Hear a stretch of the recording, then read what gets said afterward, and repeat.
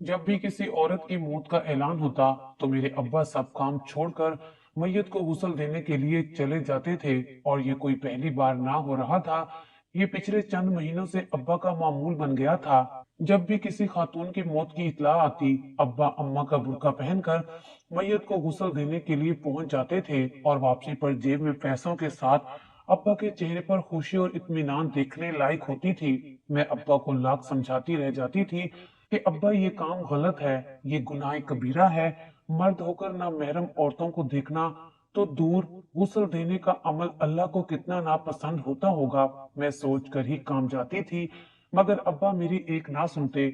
और हर बार अपने अब्बा के जाने के बाद मैं बुरी तरह परेशान और बुखलाई हुई सी रहती थी कि अगर कहीं किसी को अब्बा की असलियत का पता चल गया तो क्या होगा। मगर अब्बा को किसी चीज की कोई परवाह ना थी। उन्हें खुदा का खौफ भी ना था और ना पकड़े जाने का डर।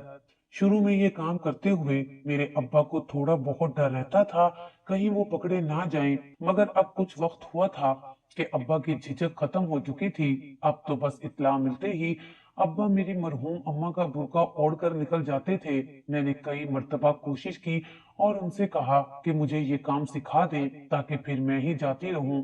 कम से कम किसी औरत जात की तजलील भी ना होगी और रोजगार भी लगा रहेगा। मगर अब्बा नहीं मानते थे और बस एक ही बात कहते कि तुम ये सब नहीं कर सकती, तुम अभी छोटी हो।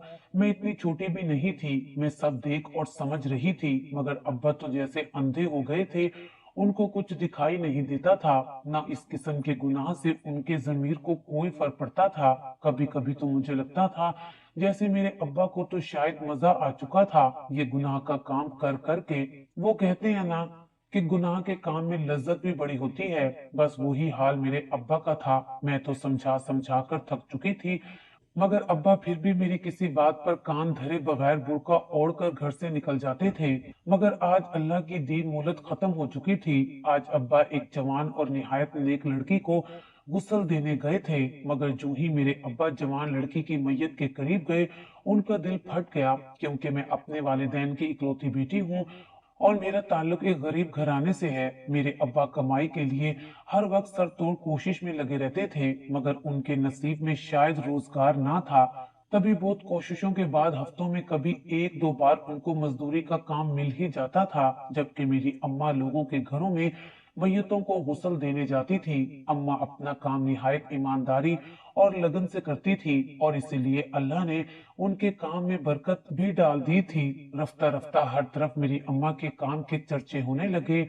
मरहूम औरतों के घर वाले अपने जाने वालों को भी बताते कि ये औरत बहुत सलीके से गुस्ल देती है, कभी भी अपने काम में कोताही नहीं करती। हकीकत भी यही थी, मेरी अम्मा के खिलाफ कभी किसी ने कोई गिला या शिकायत नहीं की थी। वक्त के साथ साथ जहां अम्मा के काम में महारत आ रही थी, वहीं घर के हालात में भी खासी बेहतरी आ रही थी। खाते पीते घरानों में गुस्ल दिलाने के बाद अम्मा को अच्छी खासी रकम के साथ कपड़े और अनाज भी दिया जाने लगा था। मैं अपने वालिदैन की बहुत ताबेदार और साबिर बेटी थी। मैंने कभी आम लड़कियों की तरह बेजा फरमाइश करके अपने वालिदैन को मुश्किल में नहीं डाला था। हमारा पहनना ओढ़ना गुजारे का होता था, क्योंकि मेरी पढ़ाई पर अम्मा बहुत जोर देती थी। वो चाहती थी कि मैं पढ़ लिख कर बड़ी अफसर बन जाऊं ताकि उनकी जैसी जिंदगी मेरी कभी ना हो।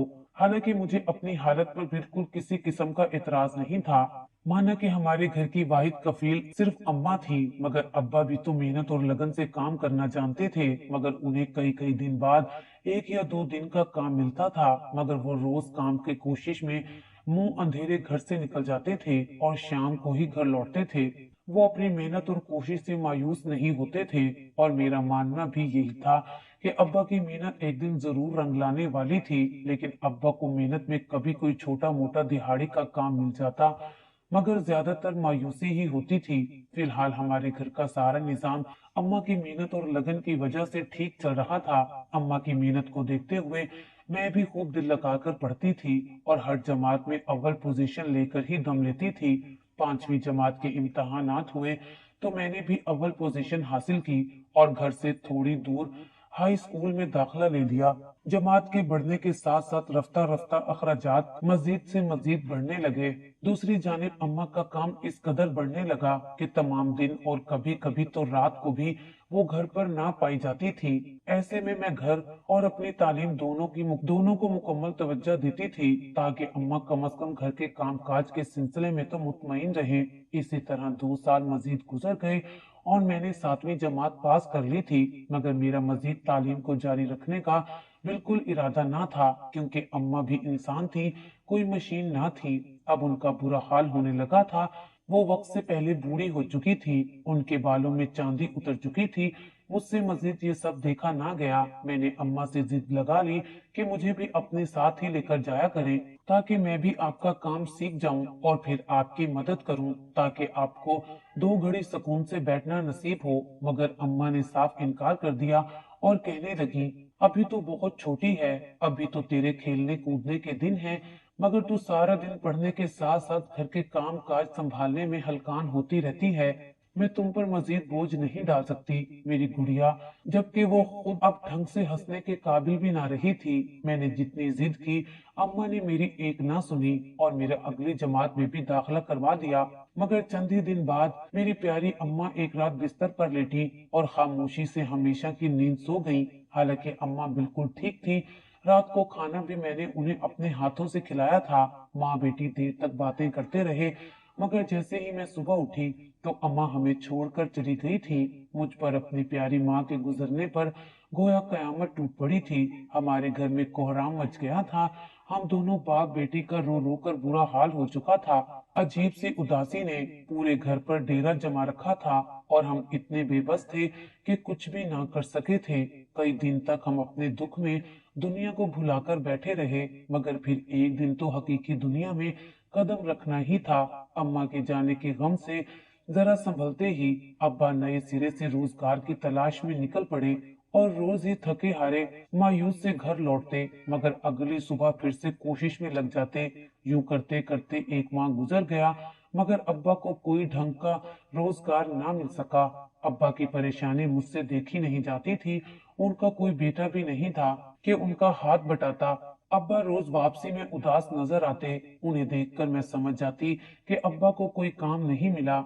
हम मायूसी में डूबते जा रहे थे कि अचानक एक दिन सुबह 11 बजे के करीब दरवाजे पर दस्तक हुई। अब्बा भी घर पर मौजूद थे, तो उन्होंने ही जाकर दरवाजा खोला तो पता चला कि किसी के घर की खातून वफात पा चुकी हैं और गुस्ल होने के लिए वो शख्स अम्मा को बुलाने के लिए आया था। अम्मा की मौत की खबर यकीनन दूर दराज के लोगों को नहीं हुई थी, तभी वो अम्मा को लेने आए थे। मुझे लगा कि अब्बा उस शख्स को अम्मा की वफात का बताकर माजरत करेंगे, मगर ऐसा कुछ ना हुआ। अब्बा ने तो उनके बरक्स मुकर्रर वक्त पर अम्मा को भेजने की हामी भर ली। मैं हैरानो परेशान सी अब्बा का मुंह देख रही थी कि अब्बा ने ये क्या कहा है। जब अम्मा इस दुनिया में ही नहीं रही तो कैसे वहां पहुंच सकती थी। फिर मुझे ख्याल आया कि शायद अब्बा मुझे खामोशी से अम्मा की जगह भेजना चाह रहे होंगे।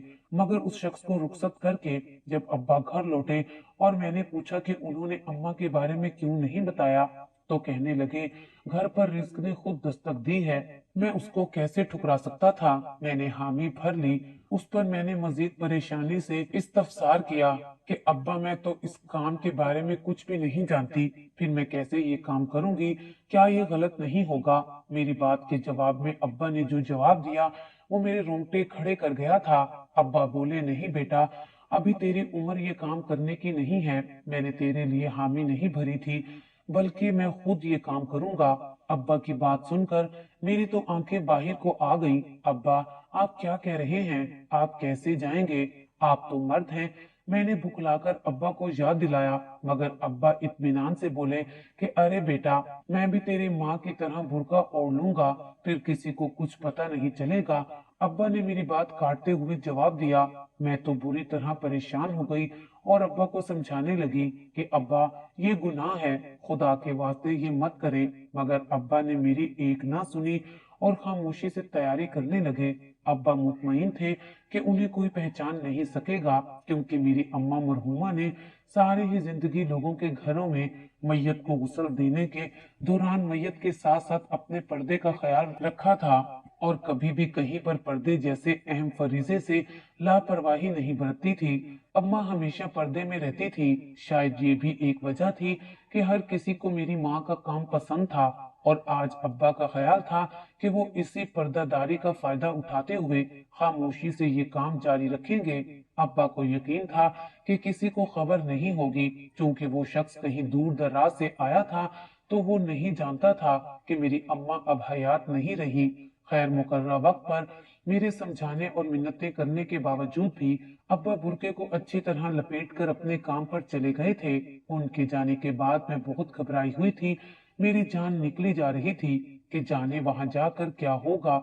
मगर जब चंद घंटों की मुश्किल तरीन इंतजार के बाद अब्बा वापस घर लौटे तो उनके चेहरे पर भला का इत्मीनान था, जबकि मुझे शदीद तरीन शर्मिंदगी हो रही थी। मगर अब्बा को बिल्कुल ही शर्मिंदगी या अफसुर्दगी नहीं थी। उनके चेहरे पर गुनाह के बाद पछतावे का कोई शाइबा तक ना था। मुझे बहुत अफसुर्दगी हुई थी। मेरे अब्बा जैसे शरीफुल नफ्स इंसान ये किस गुनाह में पड़ चुके थे, और फिर ये सिलसिला रुका नहीं था। इसी तरह और भी 3-4 जगह पर अब्बा का जाना हुआ तो अब्बा के लिए ये अब आम सी बात होने लगी थी। वो बड़े मुतमईन होकर तैयारी करते और चले जाते थे। वैसे भी हमारा घर गली का आखिरी घर था और कुछ इस तरह से बना हुआ था कि हमारे घर कौन आता है कौन जाता है किसी को इतना नजर नहीं आता था, और यहाँ हर कोई अपनी जिंदगी के मसाइल में उलझा हुआ आता था। किसी को किसी की खबर लेने की भी फुर्सत नहीं थी। मोहल्ले में सब गरीब मेहनती लोग रहते थे। सारा सारा दिन घर के मर्द मजदूरी पर जाते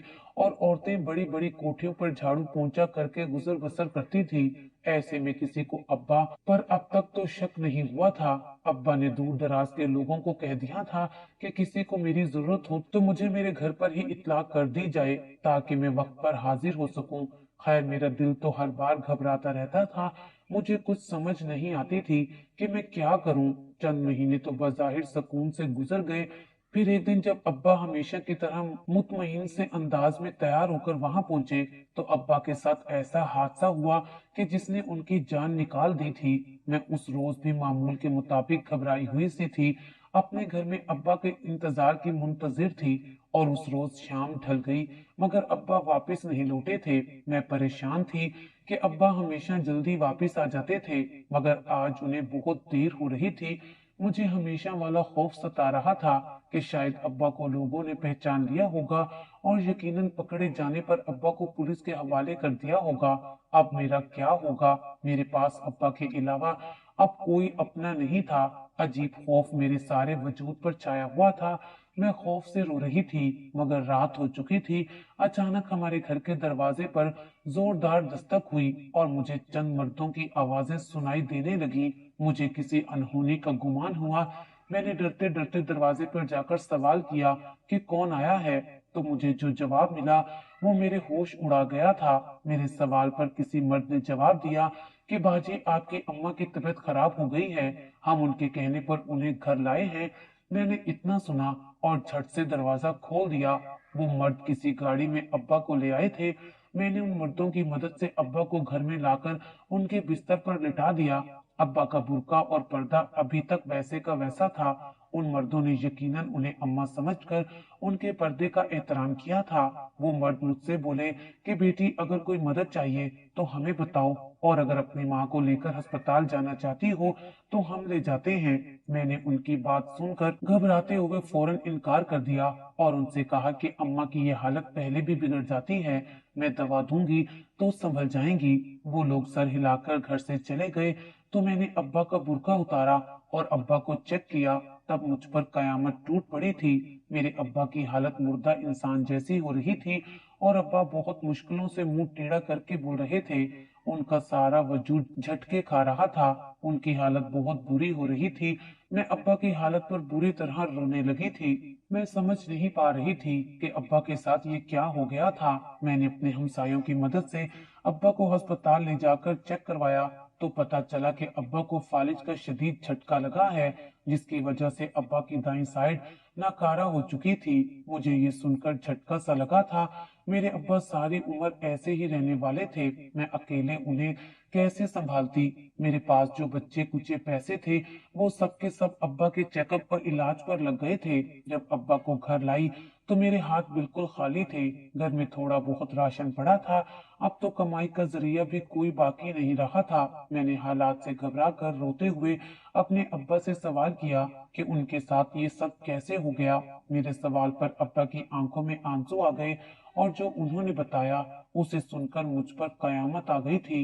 अब्बा ने टूटी फूटी जबान में मुझे बताया कि जब से अब्बा मेरी अम्मा की जगह गुस्ल देने के काम पर जा रहे थे, अब्बा को एक बार भी गुस्ल देने का मौका नहीं मिला था। हर बार कुछ ऐसा होता कि अब्बा बहुत लेट हो जाते थे और मैयत को गुस्ल दे दिया जाता, या अब्बा से पहले कोई और औरत पहुंच जाती और गुस्ल देना शुरू कर देती थी, जिसकी वजह से मरहूम औरतों का अब्बा से पर्दा रह जाता।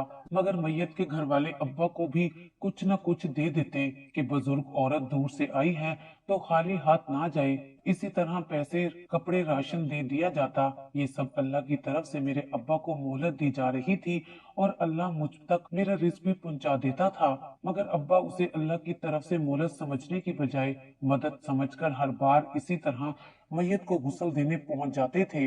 ऐसा कई माह से चल रहा था, मगर इस बार जब अब्बा उस नेक और जवान लड़की को गुस्ल देने पहुंचे तो वहां पर कोई भी औरत मौजूद ना थी और अब्बा को ही गुस्ल देना पड़ रहा था। बजाय लौट आने के और कोई बहाना करने के, अब्बा ने ढिठाई से सोच लिया कि वो राजदारी से उस लड़की को गुस्ल दे देंगे ताकि उन्हें पैसे मिल सके। मगर जूं ही अब्बा ने उस नेक लड़की की तरफ कदम बढ़ाए, उनके जिस्म को जोरदार झटका लगा था और वहीं जमीन पर ढेर हो गए थे। अल्लाह ने उन्हें फालिज करके उस लड़की को महफूज कर दिया था और मेरे अब्बा को उनके गुनाह की सजा दे दी थी। अब्बा की बात सुनकर मैं हैरान रह गई, मगर ऐसा तो होना ही था। उसी दिन से तो मैं डरी थी। मैंने अब्बा से कहा, अब्बा मुझे ऐसे डर लगता था, मुझे अल्लाह ताला के कहर से, उनके गुस्से से डर लगता था। मुझे डर था कि अगर अल्लाह ताला जलाल में आ गए तो आपको ऐसी सजा देंगे कि आप किसी को मुंह दिखाने के काबिल नहीं रहेंगे। मैं आपको इसलिए मना करती थी, हमारे दीन में तो औरत को औरत के सतर देखने से भी मना किया गया है। आप तो फिर मर्द हैं और आप एक मुर्दा औरत की बेबसी का फायदा उठा रहे थे। अब आप शुक्र करें, इतना सब कुछ होने के बावजूद भी अल्लाह ताला ने आपका अब भी पर्दा रखा है। आपका सच किसी के सामने नहीं आया और अल्लाह आपको इस गुनाह से बचाता आ रहा था ताकि आप तौबा कर लें और बाज आ जाएं। अल्लाह ताला ने आपको गुनाह से भी महफूज रखा और रिस्क भी अता करता रहा। मैं आपसे कहती थी, रिस्क देने का वादा अल्लाह ने कर रखा है। अब भी वक्त है सच्चे दिल से तौबा पढ़ें और अल्लाह के हजूर माफी मांगे। अल्लाह ने आपको एक मौका दिया है, बेशक वो बहुत बड़ा माफ करने वाला है। अल्लाह ताला अगर चाहता तो आप वहीं पर मर जाते, मगर ये इस बात की तरफ इशारा है कि आप अब भी सुधर जाएं और इस्तगफार पढ़ें। मैं जज्बाती हो गई थी।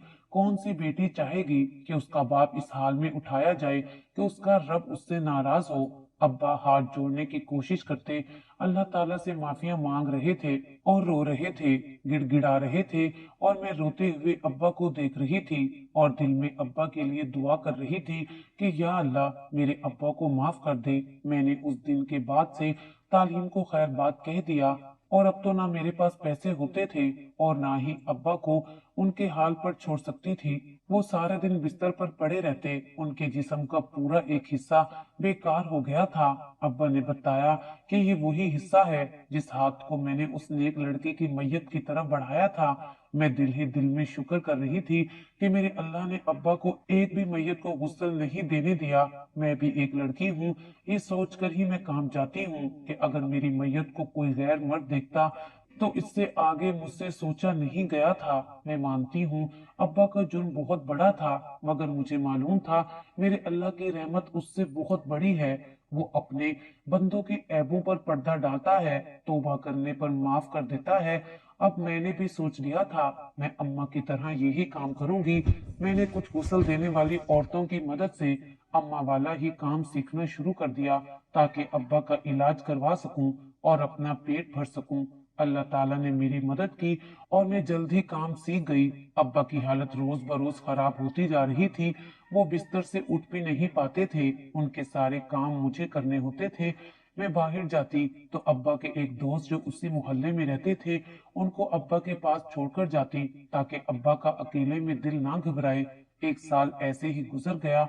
अब्बा हर वक्त रोते रहते, तौबा इस्तगफार पढ़ते रहते और एक दिन उनकी सारी तकलीफें खत्म हो गई थी और वो चुपचाप इस दुनिया से चले गए थे। मगर जाते जाते अपने एक दोस्त से वादा लेकर गए थे कि मेरे जाने के बाद मेरी बेटी का ख्याल रखना और उसकी अच्छी जगह शादी करवाना। अब्बा के दुख, उनकी तकलीफ याद करके मैं हर वक्त रोती रहती थी। मेरे साथ अब्बा के दोस्त की बहन कुछ दिन रुकी और उनको मैं बहुत पसंद आई। उन्होंने अपने बेटे का रिश्ता मेरे लिए मांगा। मेरे अब्बा के करीबी दोस्त खुश हो गए। उन्होंने कहा मकसूद एक बहुत अच्छा लड़का है, अपने घर का बच्चा है। इस तरह मेरी रजामंदी से मेरी शादी सादगी के साथ मकसूद से हो गई। वो बहुत अच्छा लड़का था। अब हमारी जिंदगी अच्छे से गुजर रही है। मेरी ये कहानी जो लोग सुन रहे हैं उनको मैं यही कहना चाहती हूँ, मेरे अब्बा की तरह ऐसी गलती कभी ना करें। रिस्क देने वाली अल्लाह ताला की जात है। रिस्क बंदे को खुद तलाश करता है। बस सब्र करें और अल्लाह ताला की जात पर यकीन रखें। अल्लाह ताला हम सबको रिस्क हलाल कमाने की तौफीक अता फरमाए।